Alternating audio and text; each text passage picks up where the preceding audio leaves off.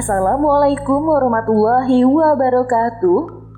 Halo sahabat kanal pengetahuan Islam. Kali ini kita akan membahas mengenal 5 macam riba menurut Islam beserta dalilnya. Riba memiliki 3 istilah, yaitu bertambah, berkembang, dan berlebihan. Secara umum, riba adalah mengambil kelebihan di atas modal dari yang membutuhkan dengan eksploitasi kebutuhannya. Selain dari istilah tersebut, maka ada 5 macam-macam riba, yaitu riba nasi'ah, riba fadl, riba alyat, riba qardi, dan riba jahiliyah. Berikut ini penjelasan dari 5 macam riba menurut Islam. Pertama, riba nasi'ah. Riba yang pertama ini adalah seseorang menghutangi uang dalam jumlah tertentu kepada seseorang dengan batas tertentu, dengan syarat berbunga sebagai imbalan batas waktu yang diberikan tersebut.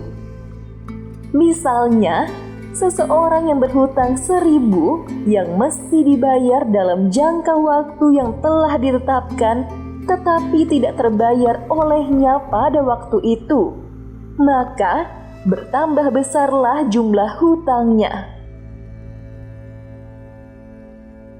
Kedua, riba fadl. Riba fadl merupakan tambahan yang diisyaratkan dalam tukar-menukar barang yang sejenis. Jual beli ini juga disebut sebagai barter tanpa adanya imbalan untuk tambahan tersebut. Ketiga, riba alyat.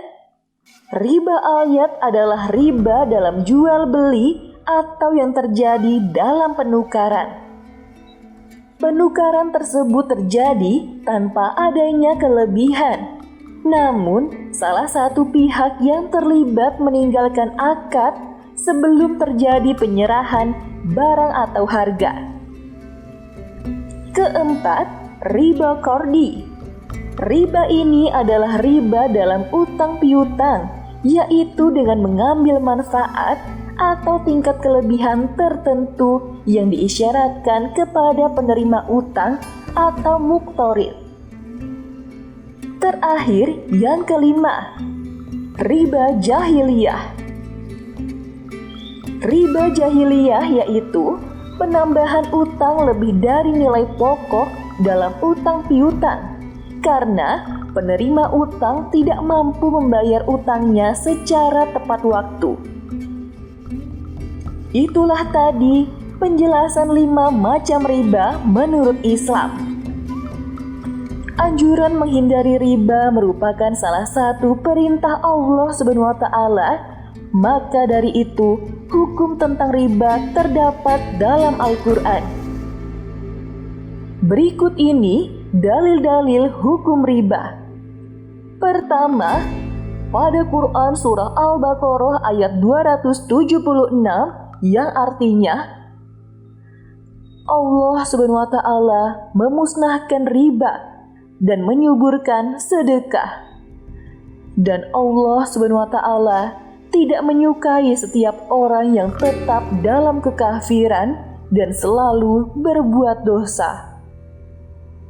Kedua, pada Quran surah Al-Baqarah ayat 278 yang artinya, hai orang-orang yang beriman, bertakwalah kepada Allah Subhanahu wa Ta'ala dan tinggalkan sisa riba atau yang belum dipungut jika kamu orang-orang yang beriman. Ketiga, pada Quran surah An-Nisa ayat 161 yang artinya, dan disebabkan mereka memakan riba, padahal sesungguhnya mereka telah dilarang daripadanya. Dan karena mereka memakan harta benda orang dengan jalan yang batil, kami telah menyediakan untuk orang-orang yang kafir di antara mereka itu disiksa yang pedih.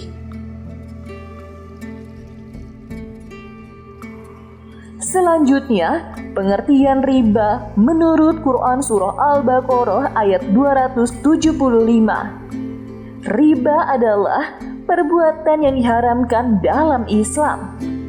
Ada banyak dampak buruk jika riba terus dilakukan. Misalnya saja, membuat orang menjadi tamak dan serakah terhadap harta. Riba juga akan menyulitkan seseorang dan melahirkan permusuhan.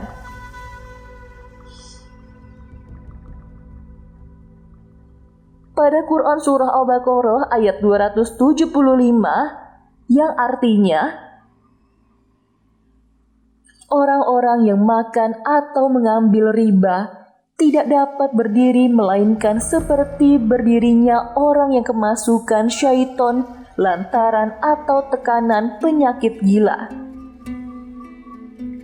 Keadaan mereka yang demikian itu adalah disebabkan mereka berkata atau berpendapat, sesungguhnya jual beli itu sama dengan riba. Padahal Allah Subhanahu wa Ta'ala telah menghalalkan jual beli dan mengharamkan riba. Orang-orang yang telah sampai kepadanya larangan dari Tuhannya, lalu terus berhenti atau dari mengambil riba, maka baginya apa yang telah diambilnya dahulu sebelum datang larangan dan urusannya atau terserah kepada Allah SWT. Orang yang kembali atau mengambil riba, maka orang itu adalah penghuni-penghuni neraka mereka, kekal di dalamnya. Semoga informasi ini dapat menambah pengetahuan kita tentang Islam. Wassalamualaikum warahmatullahi wabarakatuh.